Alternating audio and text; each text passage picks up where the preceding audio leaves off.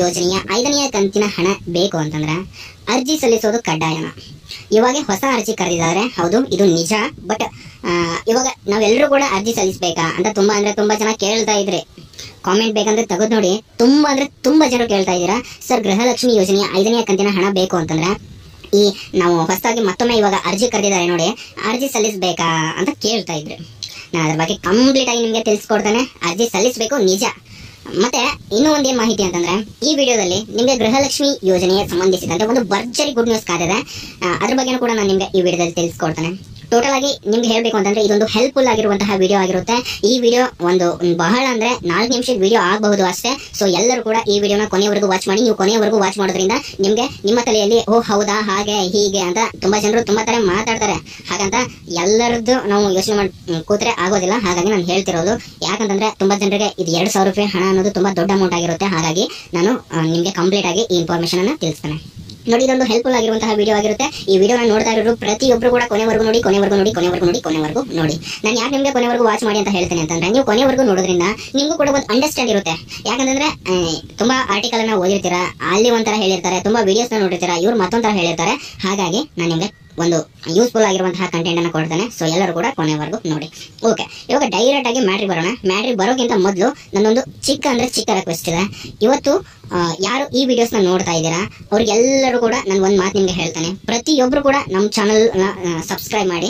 ಯಾರಿನ್ನೂ subscribe ಮಾಡಿಲ್ಲ ದಯವಿಟ್ಟು subscribe ಮಾಡಿ. ಕೆಳಗಡೆ ಕಾಣುತ್ತಿರುವ ಸಬ್ಸ್ಕ್ರೈಬ್ ಬಟನ್ ಅನ್ನ ಕ್ಲಿಕ್ ಮಾಡಿಬಿಟ್ಟು ಬೆಲ್ ಐಕನ್ ಬರುತ್ತೆ, ಆಲ್ ಅಂತ ಸೆಲೆಕ್ಟ್ ಮಾಡ್ಕೊಳ್ಳಿ. ಯಾಕಂದ್ರೆ ನಾವು ನಿಮ್ಗೆ ಒರಿಜಿನಲ್ ಕಂಟೆಂಟ್ ಅನ್ನ ಕೊಡ್ತಾ ಬಂದಿದ್ದೇವೆ. ನಮ್ಮಂತಹ ಚಾನಲ್ಗಳಿಗೆ ನೀವು ಸಪೋರ್ಟ್ ಮಾಡೋದ್ರಿಂದ ನಿಮಗೂ ಕೂಡ ಒಂದು ಒರಿಜಿನಲ್ ಇನ್ಫಾರ್ಮೇಶನ್ ಸಿಗುತ್ತೆ. ಸೊ ಎಲ್ಲರೂ ಕೂಡ ನಮ್ಮಂತಹ ಚಾನಲ್ಗಳಿಗೆ ಸಬ್ಸ್ಕ್ರೈಬ್ ಆಗಿಬಿಟ್ಟು ಸಪೋರ್ಟ್ ಮಾಡಿ ಅಂತ ನಾನು ನಿಮ್ಮಲ್ಲಿ ಕೇಳ್ತೇನೆ.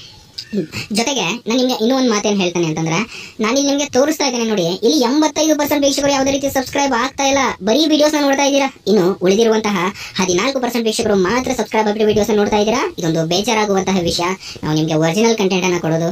ಹಾಗಾಗಿ ದಯವಿಟ್ಟು ಯಾರಿನ್ನು ಸಬ್ಸ್ಕ್ರೈಬ್ ಮಾಡದೆ ವಿಡಿಯೋಸ್ ನೋಡ್ತಾ ಇದ್ದೀರಾ ಎಲ್ಲರೂ ಕೂಡ ಸಬ್ಸ್ಕ್ರೈಬ್ ಆಗಿ. ಸ್ಪೆಷಲ್ ಆಗಿ ಈ ಗೃಹಲಕ್ಷ್ಮಿ ಯೋಜನೆಗೆ ಯಾರು ಫಲಾನುಭವಿಗಳಿರ್ತಾರೆ ಅಂಥವ್ರಂತೂ ಸಬ್ಸ್ಕ್ರೈಬ್ ಮಾಡಲೇಬೇಕು. ಸಬ್ಸ್ಕ್ರೈಬ್ ಆಗ್ತೀರಾ ಅಂತ ಅನ್ಕೊಂಡು ಇವಾಗ ವಿಷಯಕ್ಕೆ ಬರೋಣ. ಹಾಗೆ ನಾನು ಇನ್ನೂ ಒಂದು ಚಿಕ್ಕ ರಿಕ್ವೆಸ್ಟ್ ಇದೆ.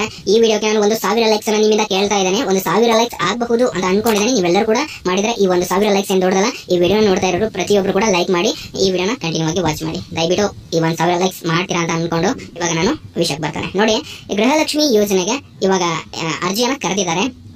ಇದೇ ಒಂದು ಗುಡ್ ನ್ಯೂಸ್ ಆಗಿರುತ್ತೆ. ಯಾಕಂತಂದ್ರೆ ಓಕೆ, ಇದನ್ನ ತಿಳಿಸ್ಕೊಡೋಕ್ಕಿಂತ ಮೊದಲು ಇವಾಗ 5ನೇ ಕಂತಿನ ಹಣ ಬರಬೇಕು ಅಂತಂದ್ರೆ ಗೃಹಲಕ್ಷ್ಮಿ ಯೋಜನೆಗೆ ಅರ್ಜಿ ಸಲ್ಲಿಸಬೇಕಾ ಅನ್ನುವಂತಹ ಒಂದು ಇಂಪಾರ್ಟೆಂಟ್ ಮಾಹಿತಿನ ನಾನು ನಿಮ್ಗೆ ತಿಳಿಸ್ತೇನೆ. ನೋಡಿ, ಈ ಗೃಹಲಕ್ಷ್ಮಿ ಯೋಜನೆಗೆ ನೀವು 5ನೇ ಕಂತಿನ ಹಣ ನಿಮ್ಗೆ ಬೇಕು ಅಂತಂದ್ರೆ ಅರ್ಜಿ ಸಲ್ಲಿಸುವಂತಹ ಅಗತ್ಯ ಇದೆ. ಬಟ್ ಎಲ್ಲರೂ ಅಲ್ಲ. ಕರೆಕ್ಟಾಗಿ ಕೇಳಿಸ್ಕೊಳ್ಳಿ, ನಾನು ನಿಮ್ಗೆ ಮತ್ತೊಮ್ಮೆ ಹೇಳ್ತಾ ಇದ್ದೀನಿ, ಅರ್ಜಿ ಸಲ್ಲಿಸುವಂತಹ ಅಗತ್ಯ ಇದೆ, ಬಟ್ ಎಲ್ಲರೂ ಅಲ್ಲ. ಹಾಗಿದ್ರೆ ಯಾರು ಅರ್ಜಿ ಸಲ್ಲಿಸಬೇಕು? ಅರ್ಜಿ ಸಲ್ಲಿಸೋದು ನಿಜ ಅಂತ ಹೇಳ್ತಾ ಇದ್ದೀರಿ, ಬಟ್ ಅರ್ಜಿ ಸಲ್ಲಿಸೋದು ಎಲ್ಲರೂ ಅಲ್ಲ ಅಂತ ಕೂಡ ನೀವೇ ಹೇಳ್ತಾ ಇದ್ದೀರಾ. ಮತ್ತೆ ಯಾರು ಅರ್ಜಿ ಸಲ್ಲಿಸಬೇಕು ಅಂತ ನೀವು ಕೇಳಬಹುದು. ನೋಡಿ, ಇದಕ್ಕೆ ಯಾರ್ಯಾರು ರೇಷನ್ ಕಾರ್ಡ್ಗಳನ್ನ ಅಪ್ಡೇಟ್ ಮಾಡಿಸಿದ್ರಿ ಅಂದ್ರೆ, ಇವಾಗ ನಿಮ್ಮ ರೇಷನ್ ಕಾರ್ಡ್ ನಲ್ಲಿ ಮತ್ತೊಬ್ಬರ ಹೆಸರನ್ನ ಸೇರಿಸಿರ್ತೀರಾ ಅಥವಾ ಈ ಬೇರೆ ಏನಾದ್ರೂ ಮಾಡಿರ್ತೀರಾ ನೋಡಿ, ನಿಮ್ಮ ರೇಷನ್ ಕಾರ್ಡ್ಗಳನ್ನ ಅಪ್ಡೇಟ್ ಮಾಡಿಸಿರ್ತೀರಾ, ಅಂತವರಿಗೆ ಈ ಗೃಹಲಕ್ಷ್ಮಿ ಯೋಜನೆಯ 5ನೇ ಕಂತಿನ ಹಣ ಬರೋದಿಲ್ಲ. ನಿಮ್ಗೆ 1, 2, 3, 4 ಬರಲಿ ತನಕ ನೀವು ಅಪ್ಡೇಟ್ ಮಾಡಿಸಿರೋದಿಲ್ಲ. ಹಾಗಾಗಿ ಇಲ್ಲಿ ನಿಮ್ಗೆ 5ನೇ ಕಂತಿನ ಹಣ ಬೇಕು ಅಂತಂದ್ರೆ ನಿಮ್ಗೆ ಯಾರ್ಯಾರು ರೇಷನ್ ಕಾರ್ಡ್ಗಳನ್ನ ಅಪ್ಡೇಟ್ ಮಾಡಿಸಿರ್ತೀರಾ ನೋಡಿ, ಪ್ರತಿಯೊಬ್ರು ಕೂಡ ನೀವು ಅಪ್ಲಿಕೇಶನ್ ಅನ್ನ ಹಾಕಿ. ಇವಾಗಲೇ ಇದು ಎನೇಬಲ್ ಇದೆ, ಅಪ್ಲಿಕೇಶನ್ ಓಪನ್ ಮಾಡಿದರೆ ನೀವು ಹೋಗ್ಬಿಟ್ಟು ಅಪ್ಲಿಕೇಶನ್ ಹಾಕಿ. ಓಕೆ ಸರ್, ಇವಾಗ ನಮ್ಗೆ ಒಂದು ಸ್ಪಷ್ಟವಾದ ಮಾಹಿತಿ ಗೊತ್ತಾಯ್ತು. ಇದಕ್ಕೆ ನಾವು ಎಲ್ಲಿ ಅರ್ಜಿ ಸಲ್ಲಿಸಬೇಕು? ಜೊತೆಗೆ ನಾನು ನಿಮ್ಗೆ ಇನ್ನೂ ಒಂದು ಮಾಹಿತಿ ಹೇಳೋದು ಮರೆತೆ, ಕೇವಲ 5ನೇ ಅಂದ್ರೆ ರೇಷನ್ ಕಾರ್ಡ್ ಅಪ್ಡೇಟ್ ಮಾಡಿಸಿದವರು ಮಾತ್ರ ಇದಕ್ಕೆ ಅರ್ಜಿ ಸಲ್ಲಿಸುವಂತಹ ಅಗತ್ಯ ಇಲ್ಲ. ಎಲ್ಲರೂ ಕೂಡ ಅರ್ಜಿ ಸಲ್ಲಿಸಬಹುದು. ಎಲ್ಲರೂ ಅಂತಂದ್ರೆ ಇವಾಗಲೇ ಯಾರ್ಯಾರು ಹಣ ಬಂದಿಲ್ಲ ನೋಡಿ, ಫಾರ್ ಎಕ್ಸಾಂಪಲ್ 1 ಬಂದಿದೆ, ಉಳಿದಿರುವಂತಹ ಹಣ ಬಂದಿಲ್ಲ. ತುಂಬಾ ಜನರು ಕೇಳ್ತಾ ಇದ್ರಿ ನಮ್ಗೆ 1, 2, 3, 4 ಯಾವ ಹಣ ಕೂಡ ಬಂದಿಲ್ಲ ಅಂತ. ಅವರು ಹೀಗೆ ಮಾಡಬಹುದು, ನೀವು ಅರ್ಜಿ ಸಲ್ಲಿಸಬಹುದು. ಹೊಸದಾಗಿ ಇವರು ಅಪ್ಲಿಕೇಶನ್ ಅನ್ನ ಕರೆದಿದ್ದಾರೆ.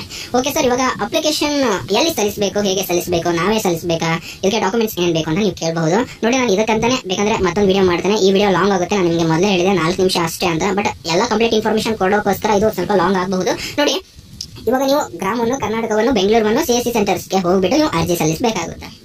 ಜೊತೆಗೆ ಇನ್ನೂ ಒಂದು ಮಾಹಿತಿ ಏನು ಅಂತಂದ್ರೆ, ಇವಾಗಲೇ ಯಾರ್ಯಾರಿಗೆ 1, 2, 3, 4 ಬಂದಿದೆ 5ನೇ ಕಂತಿನ ಹಣ ನಿಮ್ಗೆ ಬೇಕು ಅಂತಂದ್ರೆ ನೀವೇನಾದ್ರೂ ರೇಷನ್ ಕಾರ್ಡ್ಗಳನ್ನ ಅಪ್ಡೇಟ್ ಮಾಡಿಸಿದ್ರೆ ಅಥವಾ ರೇಷನ್ ಕಾರ್ಡ್ ನಲ್ಲಿ ನೀವು ಏನ್ ಬೇಕಾದ್ರೂ ಮಾಡಿಸಿದ್ರು ಕೂಡ ನೀವು ಅರ್ಜಿ ಸಲ್ಲಿಸಬಹುದು. ನೀವು ಅರ್ಜಿ ಸಲ್ಲಿಸೋದ್ರಿಂದ ನಿಮ್ಗೆ ಏನು ಕೂಡ ಪ್ರಾಬ್ಲಮ್ ಇರೋದಿಲ್ಲ ಅಂತಾನೆ ಹೇಳ್ಬಹುದು.